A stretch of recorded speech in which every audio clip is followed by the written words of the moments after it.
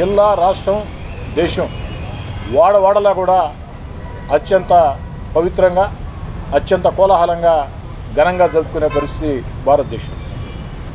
ఆనాడు స్వాతంత్ర సమర సంగ్రామంలో కూడా ఆ గణేష్ ఉత్సవాలు జాతీయ ఉద్యమానికి బలం చేకూర్చాయి, జాతీయ ఉద్యమాన్ని తీసుకొచ్చాయి, ప్రజల్లో స్వాతంత్ర పిపాసని రగిలించాయి. అలాంటి గణేష్ ఉత్సవాలు నెల్లూరు నగరంలో సింహపురి గణేష్ ఉత్సవ సమితి ఆధ్వర్యంలో అనేక సంవత్సరాలుగా అంగరంగ వైభవంగా జరుగుతూ ఉన్నాయి. ప్రతి సంవత్సరం కూడా ఆ యొక్క మెరుగైనటువంటి సౌకర్యాలు కల్పిస్తూ అనేక మంది ప్రజాప్రతినిధులు, మంత్రులు, అధికారులందరూ కూడా సహకరిస్తూ వచ్చారు. అదేవిధంగా గతంలో నెల్లూరు రూరల్ నియోజకవర్గంలో ఇరుగాళమ్మ పాదాల చెంత గణేష్ ఘాట్ను కూడా మనం ఏర్పాటు చేసుకోవడం జరిగింది. ఆ తర్వాత గణేష్ ఘాట్ ఏర్పాటు చేయకముందు ఆ యొక్క పెన్నా బ్యారేజ్లో మనం ఈ యొక్క ఉత్సవాలు చేసుకుంటూ ఉన్నాం.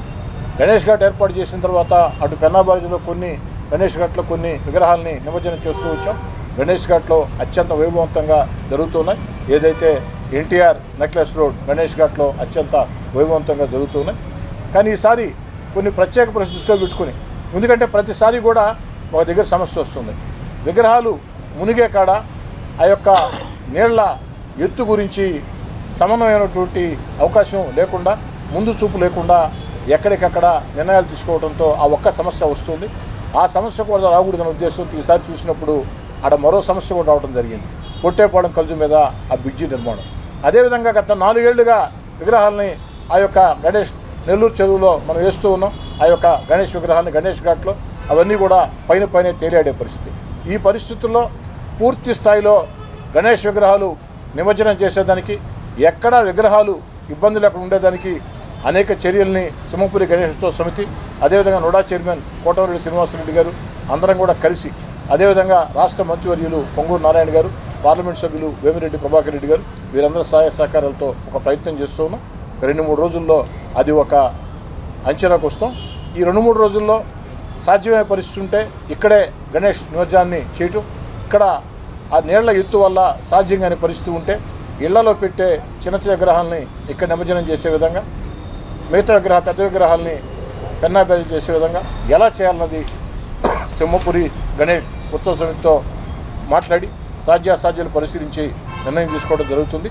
ఏది ఏమైనా అది పెన్నా బ్యారేజా, గణేష్ ఘాట పక్కన పెడితే గణేష్ నిమజ్జనానికి సంబంధించి ఎలాంటి ఇబ్బందులు తలెత్తకుండా, ఎలాంటి అసౌకర్యం కలగకుండా పూర్తి స్థాయిలో ఆ గణేష్ భక్తులకి అండగా ఉండాల్సిన బాధ్యత, వారికి కావాల్సిన ఏర్పాటు చేయాల్సిన బాధ్యత జిల్లా అధికార యంత్రాంగం మీద ఉంది, ప్రజాప్రతినిధిగా మా మీద ఉంది. మేమందరం కూడా దానికి సిద్ధంగా ఉన్నాం.